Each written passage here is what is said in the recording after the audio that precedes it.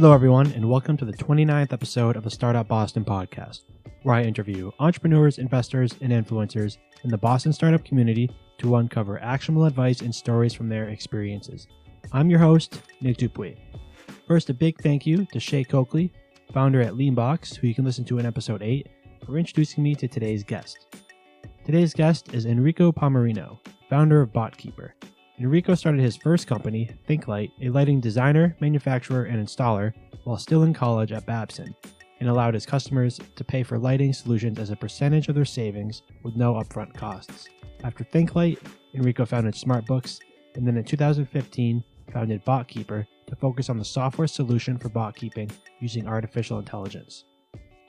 In 2011, Bloomberg Businessweek named him second among the top 25 entrepreneurs under 25, and he has also had both of his previous companies named to the Inc. 5000 and Inc. 500 respectively. A few things Enrico talks about in this episode are artificial intelligence, including what scares him the most about its future, what excites him the most, and resources for people new to AI and machine learning. Lessons he learned at his first two companies that he's been able to apply to Botkeeper, what drives him and what he believes makes an entrepreneur successful, and why you shouldn't be nervous to have a bot handle your company's books. If you like today's episode, be sure to subscribe to the podcast on iTunes so you can get all of the new episodes as soon as they're released right on your podcast app. And as always, you can find today's show notes at startupbostonpodcast.com. Enjoy today's episode.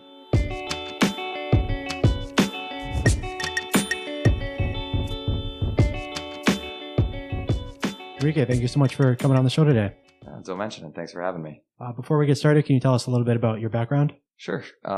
So I guess I got started with entrepreneurship when I was a kid. Started initially with a landscaping business and eventually built what became a vending business, just buying gumball machines and placing them in a bunch of locations. And, by the time I was in ninth grade, I had 20 of those locations. From there, I picked my obvious choice for school, which was Babson, because it was an entrepreneurship-focused school and number one globally for entrepreneurship. And while I was there, I started a lighting company that grew pretty quickly called ThinkLite. And after ThinkLite, went on to actually sell it, got into an accounting practice, invested in that business. And from there, eventually sold my stake in that company and started another accounting practice focused more on tech and AI called Botkeeper. So you started ThinkLite as a freshman at Babson, right? Yes. So what inspired you to start a company during your freshman year? I don't know. I've always been looking at starting businesses. I just like the adventure and trying new things. And honestly, there was a GE commercial for an ugly spiral bulb that I couldn't figure out why someone would pay $35 for it, let alone the color was terrible. And I couldn't, the economics didn't make sense initially looking at $35 versus 50 cents. But I pulled out my laptop, ran a couple models, realized if you were a business or a home and you operated, it was like 8 to 12 hours a day with your lights, the break even was like about 6 months, depending on where you lived in Massachusetts. So 6-month investment is a pretty damn good return. So from there, I worked on a couple models with my soon-to-be business partner and realized that, hey, this sounds like such an awesome investment opportunity. We don't own homes, but what if we could make it work for investing in other people's homes? And that eventually led to investing in other people's businesses, which led to us having an international lighting company. What would you say was your largest driver of growth there? You were able to scale that, was it to 8 locations around the world? Or Yeah, so we had 3 here in the U.S. And then 5 internationally in Spain, Turkey, Colombia, Chile, Australia, and then South Korea and China. I think the largest driver was a lot of it just came out of demand. The market had crashed. Everyone was looking to try to save as much money as they could. This is 07, 08 timeframe. LEDs were kind of on the cutting edge, so they were drawing a lot of attention, but the cost just didn't make sense for a lot of people. And so what we offered was like a very streamlined business model that cut out all the middlemen and guaranteed everything. So there was no downside or risk to the user. And so for them, it was, you sign up with us. Initially, we'll come in and we'll do this free assessment for you. We'll show you what you're going to save each month. We'll show you all the lights that we're going to be replacing. We'll show you what they're going to be replaced with. were custom making all of these bulbs to meet your aesthetic needs for your building. All you had to do is sign to switch over. We'd install everything. We guaranteed the savings. We guaranteed the lifetime of the bulb and stocked you with spares. And that meant, for you as a business owner, you didn't have to make any investment. You just gave us a percentage of the savings each month. And, you dropped so many dollars to your bottom line. And, in larger companies, that was thousands and thousands and tens of thousands of dollars that they were saving each month without having to invest anything up front, which was pretty attractive. Let's fast forward now to BotKeeper. Why did you transition from SmartBooks to software? Why did you want to make that transition? I think I just saw that the overall accounting industry was evolving. People continue to just want lower cost accounting. It's hard to justify, premium pricing for that kind of a solution. And technology was continuing to advance. Machine learning was becoming a new thing, or was becoming a more proven thing. For me, I wanted to achieve something that had a lot of scale. That meant we could service, a majority of the market and do so at great prices and great margins. And I've always been more of a tech guy than I am an accounting guy. So, getting more into a technology focused or driven business, I think just seemed more attractive to me. What are some of the lessons that you've been able to take from ThinkLite and SmartBooks, your first two companies, and then apply them here at BotKeeper? I think, one, focusing on details is one of the lessons I learned at both companies. I used to kind of always fly by the seat of my pants and just, focus on the next sale and the next client and just knowing that I'd figure it out along the way. And I realized, I think with both of those businesses, that the more you can put some process in place and procedure, the better you can streamline things. And it just, it means a little bit more time up front along the way. But the reality is you don't end up chasing your tail as your company grows, trying to figure out all these headaches and stuff that, take too much of your time. So that was definitely one of them. And I think, the other one was just how important accounting is, to running and growing a business. We, ThinkLite almost stopped. We ran out of cash, and it was purely just an accounting issue. We hadn't forecasted cash flow well enough. We had some errors in terms of how we were accounting for certain things. It almost put us out of business, and it could have all been saved if we had a good accounting solution that we could have looked at. So we were always chasing our tails with that. It was at the end of the month, we were scrambling to put together financials, or we hadn't done them for a few months, and then we're scrambling them to put them together for investors. So I think now running books on a monthly basis or daily basis, that was one of the things that we do with BotKeepers. We actually provide daily accounting or real-time accounting. So as stuff's happening, you're actually able to see it. And I think that's really helped a lot of our clients. And it's certainly helped our business, using that as well. Can you tell us more about what BotKeeper is and the value that you provide to your users? Sure. So BotKeeper automates bookkeeping for startups and small business owners. What we do is we combine machine learning with accountants or great accountants. So you have a human-assisted AI. The machine learning and the automation does a majority of the bookkeeping for you and automates a lot of the data entry. So that things are happening in real time. They're happening 24/7. And we pair that with great skill, highly skilled accountants that are there to support you during fire drills, or if you just want to call and talk to someone, or if you have a question at midnight or 2 a.m. in the morning, you can ask your BotKeeper and get actually a response back, which I think is really exciting for a lot of entrepreneurs that run, around the clock. They don't have defined hours. And best of all, the cost of using BotKeeper is usually 50 to 75% less than using an outsourced bookkeeper or using a contract bookkeeper or hiring someone in-house, let alone we also provide way more reporting, beautiful dashboards, and, this unlimited scalability. What would you say to someone who's nervous about handing over their bookkeeping to AI? I would say you can either hand it over to an automated process that is going to apply consistent rules accurately, or you can hand it over to a person who may or may not get sick one day, might go on vacation, take another job, just simply forget that a classification was supposed to be done a certain way.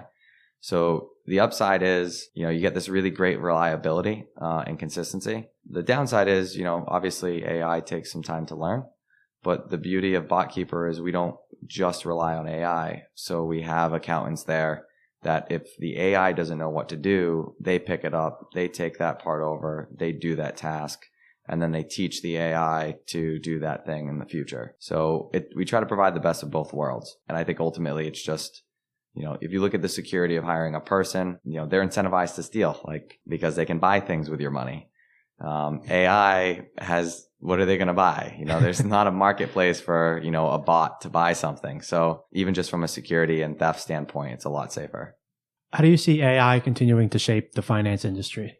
I think AI is going to play a major role. They estimate, something like 30% of the finance jobs are going to be gone. I think it's by 2022 or by 2025. So I think it's going to shape it drastically. It's going to, I think cut a lot of the jobs that were out there previously doing mostly data entry, and previously doing, more mundane tasks. I think it's going to create a lot of new jobs around analysis. Because I think, even if whether you're in accounting or you're doing, investments, still having a person be there to review the financials and make sure that whatever, investment or trading decisions are being made are accurate, is going to be more and more important. It also means that the ante for the value and the service delivered to the client is going to be raised. So the more you can automate these mundane tasks and you don't have to spend money on those, you can afford to spend more money on improved client service and providing better reporting and financials to the user. And that's kind of what we've done. That's why, we've not only decreased the cost of bookkeeping, but we've also increased the service quality and the value. What would you say is the most underused feature that Bookkeeper has that people should be using more? Believe it or not, it's our dashboard. So we provide this monthly dashboard to all of our clients, and we started surveying them and realized that, a good chunk of them never actually open it or look at it. The nice thing is they feel assured that their books are being done on time and are accurate, but they're still not taking an hour out of their month or an hour a week to review those financials that we're producing. For better or worse, because Bookkeeper is doing it, they're just really comfortable that they're being done right and that they don't have to worry.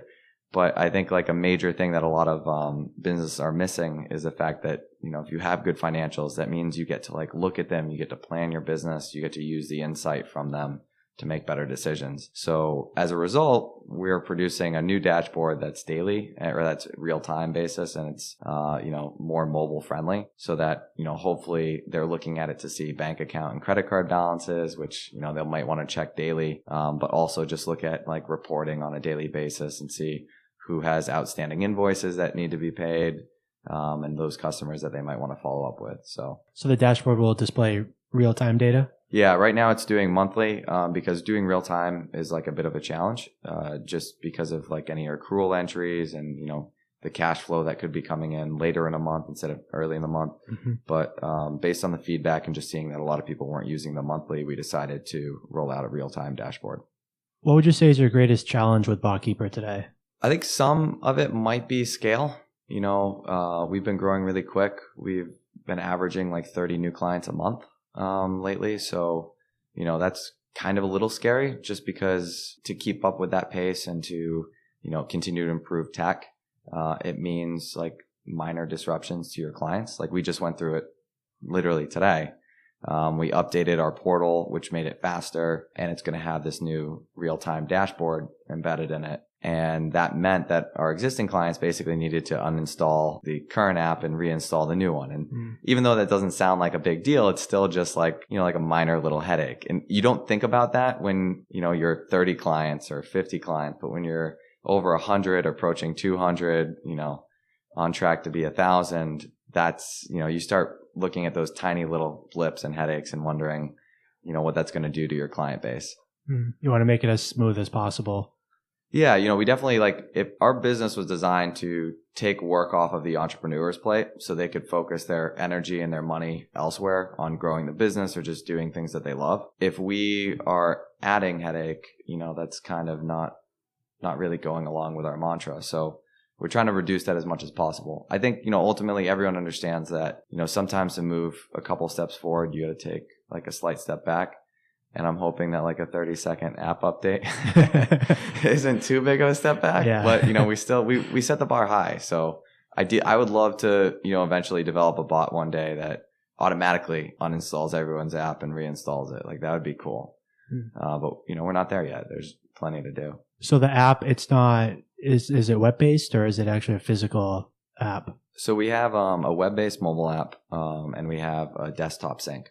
So you install it, you can drop files into it. It syncs with the cloud, kind of like Dropbox or Google Drive, but just very secure. We just feel more comfortable putting your financial information there. And that syncs also with your mobile app or the web-based app. So what it meant was everyone basically had to reinstall their desktop app and reinstall their mobile app. And, it's faster now. It's, upload time and download time's quicker. We put some more servers, more local, so that, the speed and latency was reduced. Can you tell me about some of your partnerships with accounting firms and why it is that they've chosen to partner with you? Sure. So in a funny way, we got into this weird wholesaling of bookkeeping service. It initiated with us actually going head to head with a couple competitors that realized they just couldn't compete at our price point. And by that, I mean, they were charging like 3 to 4 times more than what we were. And the thought that we could even make, margin or gross profit on what we were charging was, insane to them. But we let them know like we could, potentially even come down a little bit beyond that if they were going to do, if they were basically going to wholesale or bring a bunch of clients. And so for them, we've had these accounting firms that have basically said, look, like it costs a lot of money to hire accountants and train them. There's still a reliability issue with accountants getting sick or just taking another job or retiring. They're still only 9 to 5. There's still human error involved. There's still management, overhead, office space, payroll, all these other costs. And the thought that they could get rid of that headache and, sign the clients over, transition the clients over to Bookkeeper, and we do like a bit of a white label solution for them so they get to keep their brand, just makes a lot of sense because not only do they get to like drop an extra 20 points to their bottom line, but now they don't have to manage any of those headaches and they can purely focus on just growing. It doesn't matter whether it's like 10 clients today or a client a day or a client a week. Before they had capacity issues with bringing on a number of clients all at once, busy season, end of year, they would have to defer clients or, turn away opportunities. So with us, just it scales, it grows, it saves them money. It increases the solution for their clients. It runs 24/7 now. It includes dashboards. It has all this other reporting. For them, it's kind of a no-brainer. The alternative, and I joke, is that, it's either we can work together and we can share the clients or we can eventually just take them. So, they laugh at that too, but I think they also think I'm a bit of a jerk when I say it. How do you ensure that the bots aren't making errors, especially when, like some of your customers just let it run without checking in on it as much? So that's where like the human assisted component comes into play. So ideally our clients just send everything to their bot. If it's something that we haven't seen before, we don't know what to do with that question or that email or that message or that attachment, it gets kicked off for an individual to actually review and perform the task. In addition to that, we also have our CPAs on staff basically reviewing every one of our clients' books on a semi-monthly basis. So if there ever is a mistake, we review and we find it. But to put it in perspective, we average a 99.9% accuracy rate for all of our clients. We actually had such a high accuracy rate, we had to stop measuring it as a percentage of errors over transactions, which is how you typically do it. And we had to start measuring it as a percentage of errors over a number of clients, just so we had like a number that we could actually work with or make an impact on. Because when you go, a couple decimal points out, it gets really hard to work towards improvement. So yeah, I mean, we're always looking to improve it and make it better. I think most recently we averaged a total of 7 errors across our 100 clients or 108 clients. And that was, over God knows how many thousand transactions. Yeah. So pretty good. And those errors are usually like very small. It might be like a classification or an expense gets classified as marketing instead of advertising. We would consider that an error. But we correct it and then we learn and we continue to follow trends. Cool thing is we're learning from every one of our 100 plus clients. So for every new client we add, we get smarter for all of our clients, which is pretty cool. So the bot knows if you give it something it hasn't seen it before, it knows I can't do this, and it tells you that you need to have an actual human work on it. Yeah, because what we're doing is like rudimentary AI. and kind of put it in perspective, compared to what's being done out there. Like IBM Watson is on the other end of the spectrum of the AI that we're doing. Yeah. What we're doing is more oftenly referred to as robotic process automation. And so we take a workflow and a process, or, like submit expense, OCR that expense, pull out those details, put them into these categories if they look like any of the following, and then enter that into QuickBooks or Xero, your accounting software. That's a very simple process, and it's very easy for you to send something that looks not like that process that gets kicked out. It's all binary. So either it looks like the process we defined or it doesn't. Now, what ends up happening is for every one of those things you send that doesn't look like the defined process, that gets added to the defined process. So it becomes iteration or alternative to that defined process until we have enough variables in there that things run and are pretty much automated. But the nice thing is it's not necessarily making advanced decisions or calculations for you.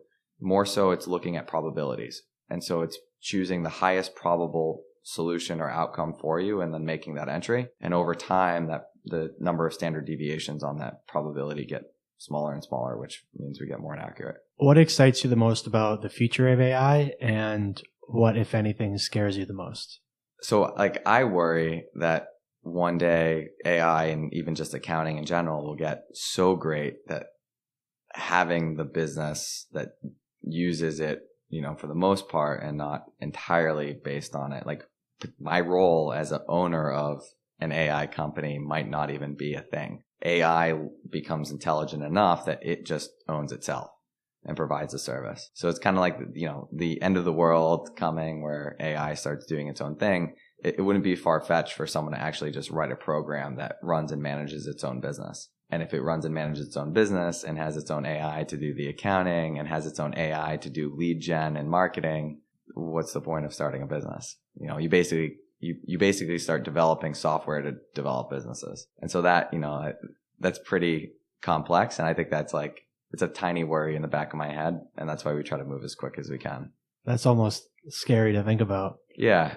And you can see it, we can see it coming all the time, because every time we automate or automate a process, the thought is well, we could just automate a few more of these things. It takes time and money and people, but once you've automated all of them, then what? And how hard is it to at that point just replicate that thing and spin it up in another country?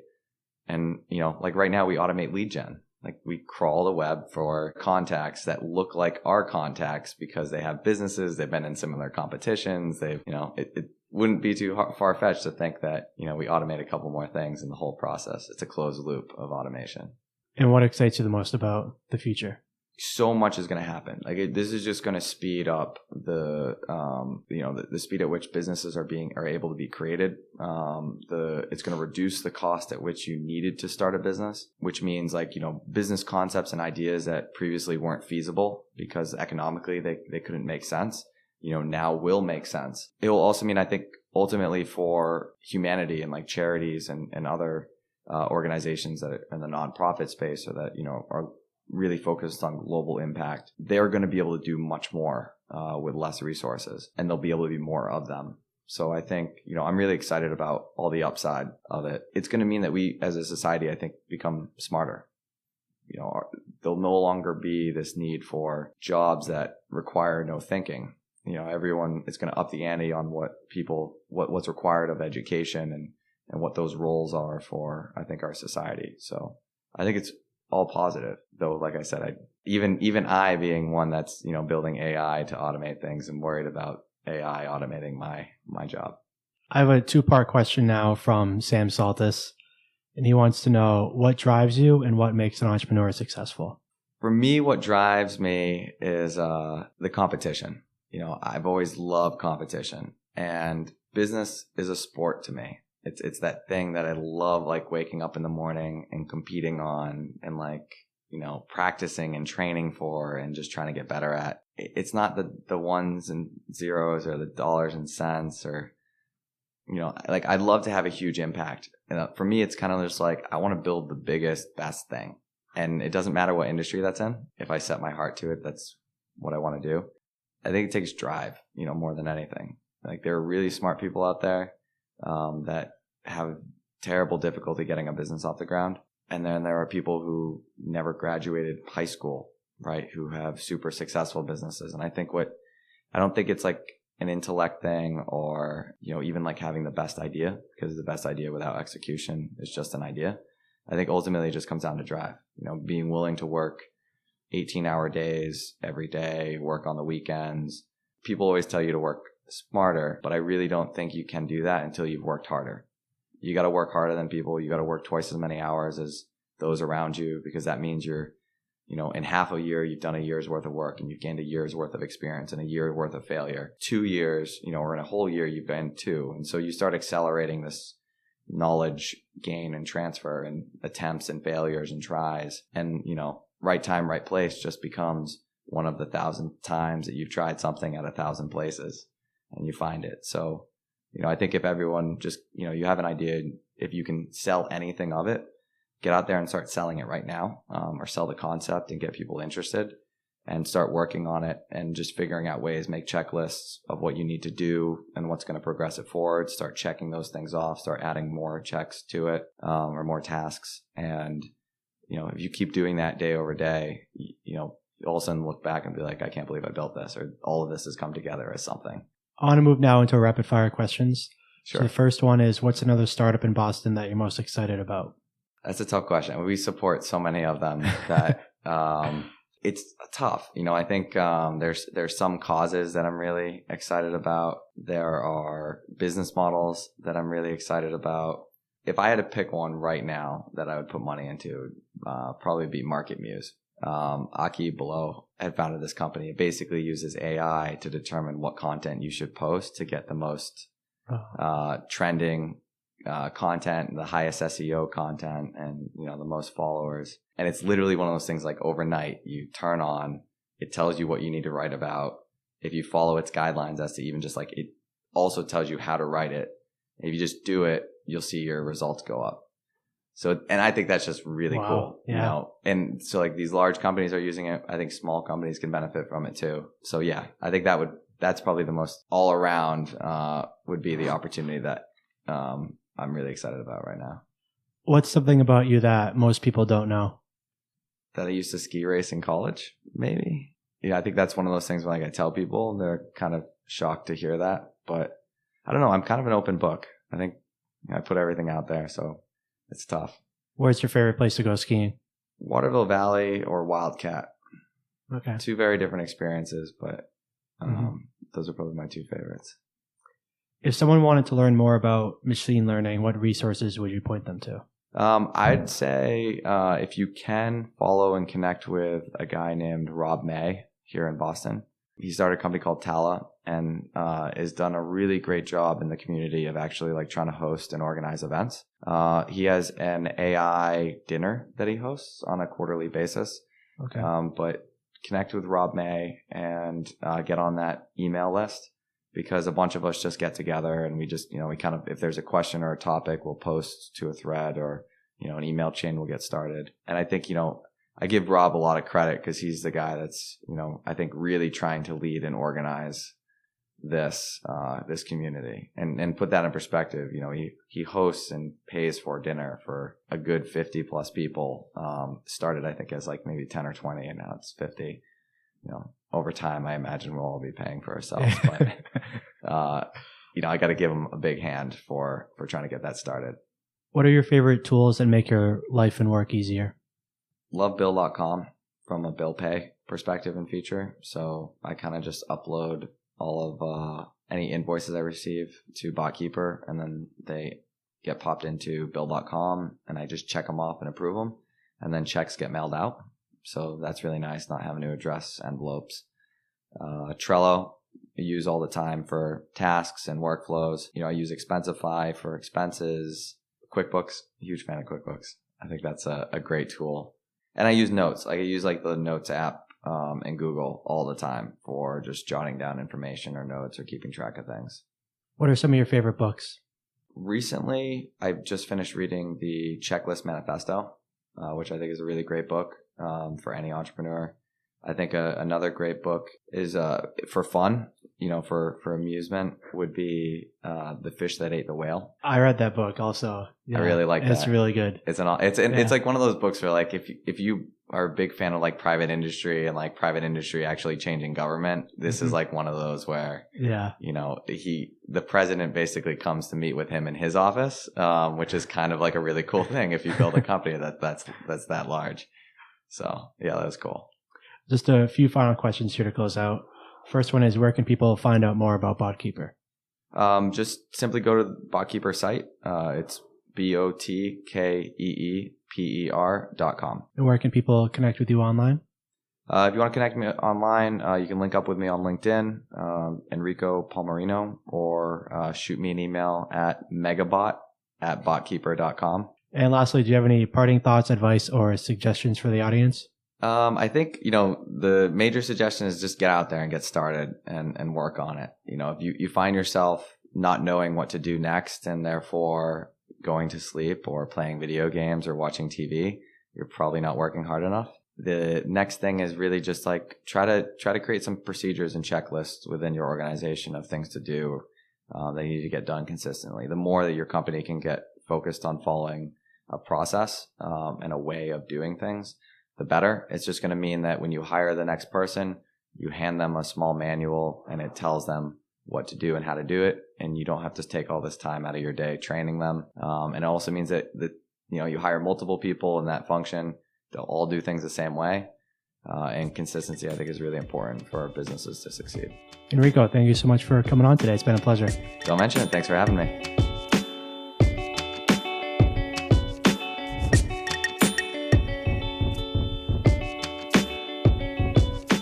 If you liked today's episode, be sure to subscribe to the podcast on iTunes. You'll get all my new episodes as soon as they're released right on your podcast app. And if you really liked today's episode, it would mean a lot to me if you could write a review of the podcast as well. Just go to startupbostonpodcast.com/iTunes. And remember, you can find all show notes with links at startupbostonpodcast.com. Until next time, if you have any feedback, ideas for guests, or just want to say hi, you can reach me at nic@startupbostonpodcast.com. Or reach out on Twitter at StartupBossCast. That's Startup BOS Cast. Cheers.